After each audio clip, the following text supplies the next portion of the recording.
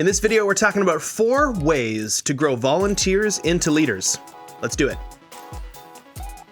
Hey, we are Ted and Lisa Snyder. We're nonprofit consultants because we believe a better world needs healthier nonprofits. Now, we specifically talk to donor and volunteer-based organizations, and the fact of the matter is, as you get more volunteers, eventually you need more volunteer leaders. Leaders leading volunteers, but then also volunteers who have leadership abilities. And as much as we would just love those right people to come into our organization who we never have to train, never have to teach, never have to put in the effort and the work, the vast majority of our best volunteers are going to come from people who weren't originally leaders, but who we invested in because they're the ones who are going to understand our vision, what we're trying to do, and where we're going. So let's talk about how to actually grow volunteers into leaders in a way that's effective, that works, and that you can know is worth your time. Absolutely. Number 1, know what your volunteers want to grow in. This is so important. I think a lot of times nonprofit organizations just throw volunteers in to the wolves and assume that, hey, you want to grow in this area because leadership is so great and everybody wants to be a leader and everybody wants to be a leader in this specific. No, you like being a leader, but some people don't. So it's really important to actually know your volunteers and the people in your organization well enough to know what they want to grow in. One of the biggest factors that attracts people to want to volunteer is the fact that they're going to be trained. They're going to be given some skills, but you got to figure out what skills they actually care to learn. And if you do the time to figure out what they want to learn, you're going to find that some people do want to grow in leadership. They want to grow in the ability to do public speaking. They want to grow in the ability to manage and organize a group of people to accomplish a task. When you pinpoint who those individuals are, then you know, hey, they also have the motivation to do this. It's not just me forcing them to have to lead. Right. Not every volunteer wants to become a leader. We've seen key leaders in organizations who are just fantastic. They show up, they do their tasks, and leaders above them think, oh, we should get them to lead because they'd be consistent. Not understanding that that volunteer does not want to grow in that area. It could be their personality just doesn't want it. Maybe they like the consistency, or maybe it's the season of life that they're in. They just want something that they can come in, do, know that they helped, and leave. And that's okay. So we need to know what the volunteers want to grow in, and then understand if they want to grow in it here for the long term. Or maybe you have a volunteer who's younger, who's looking at going off to college, and they have something else that they want to do. They might have some career aspirations that leading in your organization can actually give them some of those skills that they need, maybe like public speaking or just being confident leading and directing people. It's okay if what they want to grow in is for something that might end up outside your organization. But if you can recognize that and then find a place where that can work, that's going to give you much better volunteer leaders, because then you're not trying to push them against what they want to be doing. If you can figure out what they want to grow in and then find a way to utilize that and help them grow in those areas. Don't just say, we'll help you grow what you want to grow in and then not do it. But if you can help line those up, you can end up with some fantastic leaders who are committed to your organization for many, many reasons versus just 1 or 2 reasons. Number 2, know what your organization's needs are. If you don't know what your organization's needs are and a volunteer comes to you and says, I really want to grow as a public speaker. And so you're just like, okay, fine, you can be a public speaker, but your org doesn't need a speaker. Your org needs a different type of leader. You could end up spending a lot of time investing in a leader or in a potential leader that doesn't actually help your organization grow. I think this happens a lot in nonprofit leaders. I can talk.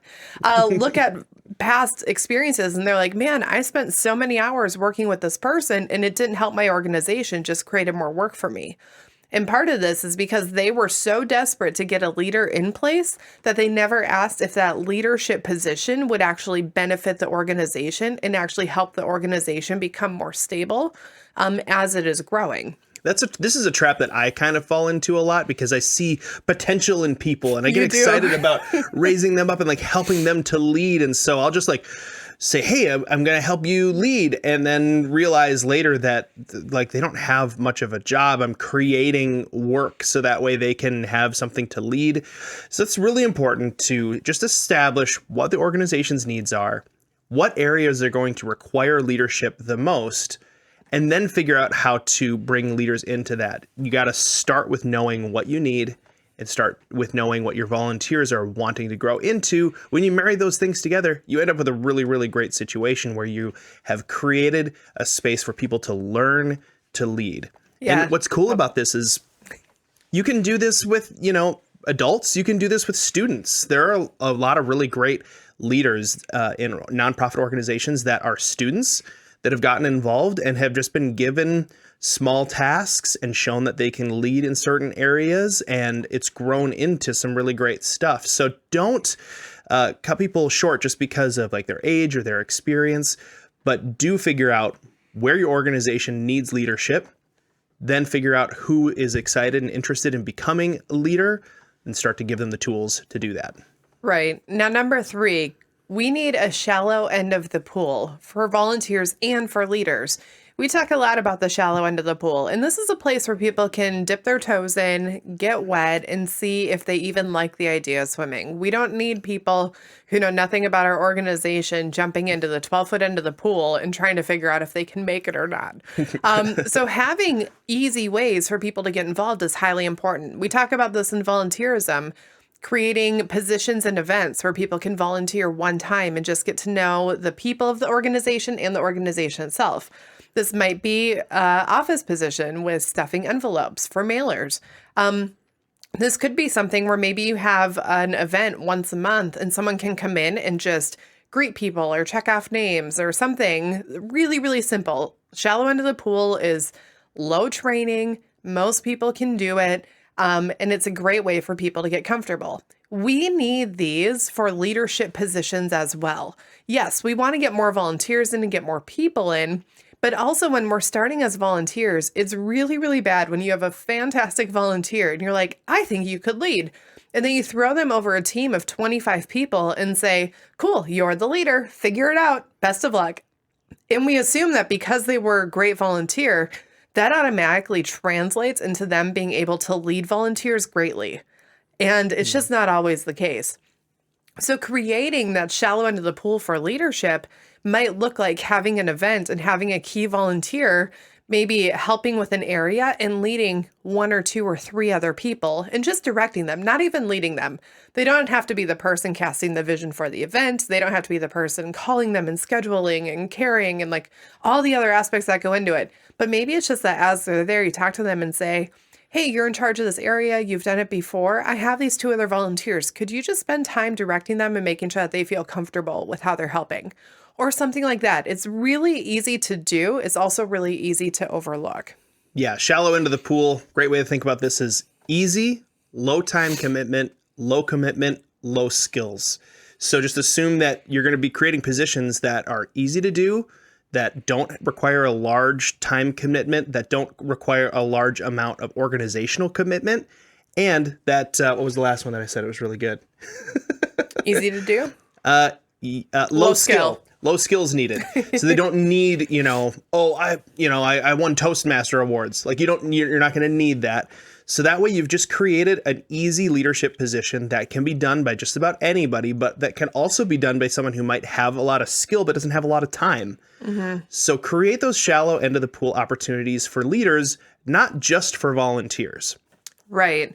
And a huge benefit of this, and I just want you to know this from an org perspective, if you take a leader or a potential leader and put them in too big of a position too quickly, and they haven't had the chance to grow their leadership chops and earn the leadership respect from other people, you could end up losing a bunch of volunteers. If that person is put in leadership and they mess up or they do something wrong or people just don't really care for their personality or they're not a good fit for the position, you could actually end up wiping out a large portion of the volunteer teams. When a new leader comes into place, it's very common to lose 30 to 50% of the volunteers if it's not done carefully and if it's not done well.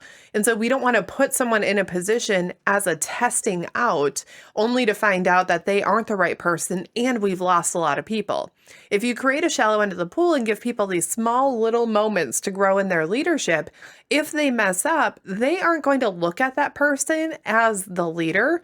They're going to look at that person as the person who's kind of training them or helping out in this little way or just doing a little bit extra. And they're going to have a lot more grace for that person in that moment. and have a lot more patience with the organization as a whole as it's learning how to do this. Because in their mind, their leader, maybe it's you or maybe it's another staff member, their leader didn't actually change. They just had a little bit of someone helping to communicate. And so it makes it easier. We don't want to push people in too fast because there are big consequences on the other side of it if we're not careful. Which leads us perfectly into number 4, which is create leadership opportunities where it is safe to fail. We've said it a couple times already in this video, but you don't want to throw people into the deep end of the pool to splash around and potentially drown in a difficult leadership position, or put them in a position where if they fail, there are really dire consequences for the organization. Leading a whole new volunteer team of a bunch of people without the proper safety nets and stuff in place can mean that you lose a bunch of volunteers, right? So you want to create leadership opportunities where it is safe to fail. And this is really important for a couple reasons. One, you want them to be able to learn and grow. And if they do make a mistake, it's not the end of the world. But the other one that a lot of organizational leaders forget about is that it is hard to hand off stuff. Like as a leader, it's really, really hard to delegate something that you're already doing. But if you create safe spaces for these people to, not safe spaces, a safe environment for them to fail in as a leader, this is going to give you the ability as the organizational leader to hand something off and not feel so and scared about it, right? Mm-hmm. And that's what keeps a lot of organizations from growing is the only things they can think to hand off or to create leadership positions for are so big and important for the organization that they couldn't possibly trust somebody else with it without 10 years of experience and all of this stuff, right? So you want to create positions that are safe to fail in so that the volunteers can learn and grow, but also so that you actually have the ability to let go of some stuff. Right. The benefit of this for that volunteer leader is that they are going to know it's okay to mess up and that you're not going to put them out in front of a large group of people to just completely mess up. Yeah. It's really scary to step into a leadership position when you're not quite sure what to have happen. And it's really, really, really scary when you're like, sure, I'll lead. And then the next thing you know, you're being pushed in front of a large group and saying, talk about what we do here. Share why this is important. Tell us how we're going to run stuff. If they don't know how to do that, they will fail in front of people in a way that the volunteers will know that they are failing. And once that has happened and once that trust has been broken, it's incredibly difficult to get that leader to a place where those same volunteers will look at them and say, I view you as an effective leader now. Mm-hmm. It takes way more work, way more effort. So creating these leadership opportunities could mean something like we need to run a team for this event. But before the event, we always lead a really quick meeting. It's going to be about 10 minutes. We're going to talk about why the event matters, what's going to be happening. I want you to lead this one part that's about 60 seconds. Here's what I want you to talk about. Here's what I want you to say. Could you write this up and then come to me and share with me what you're going to say, and we can talk about it together.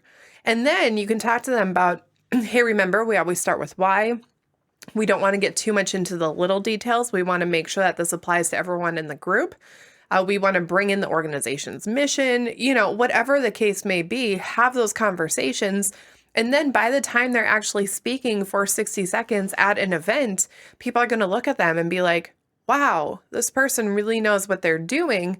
And it's cool to see that they're not getting all of the leadership immediately, but that they're growing into it, which means we can trust that they are going to be growing. It just sets up everyone to have the chance to grow and to not publicly fail, which they will appreciate, you will appreciate, and it'll keep trust in your organization a lot stronger. Here is a quick bonus tip that you didn't know that I was going to give. Here we go. One of the easiest ways to create a safe opportunity is what Lisa was actually just talking about, which is help them to have an opportunity to learn vision casting. Mm-hmm. Learning vision casting is something that it takes time. Every leader is going to need to be able to do it in order to get people around the vision and get excited about going and doing some stuff, especially in a volunteer position. So teaching them how to vision cast and giving them little opportunities to throw in a little bit of vision casting during a team meeting or writing up an email or that kind of stuff is a safe environment where you can kind of check with them, talk them through it, kind of train them in the process of vision casting. Now, if you want to know more about vision casting, we actually have a video that goes into vision casting. It's called 5 Tips for Effective Vision Casting. Lisa, why don't you talk about that a little bit? Well, it's really great because as a current leader of an organization, especially if you started the organization, you probably vision cast out of an overflow of what's in your mind and in your heart. And so the vision casting that you have probably works really well because it's this natural thing, but you don't necessarily know how to teach it to someone who isn't you. And so if you're someone who naturally vision casts, trying to lead a leader who's just like, why do I have to do this? Just go do the stuff, volunteer. This video will actually give you the tips on how to explain what you're doing and train someone else to be able to do it so that they can more effectively lead in your organization. So we will see you over there.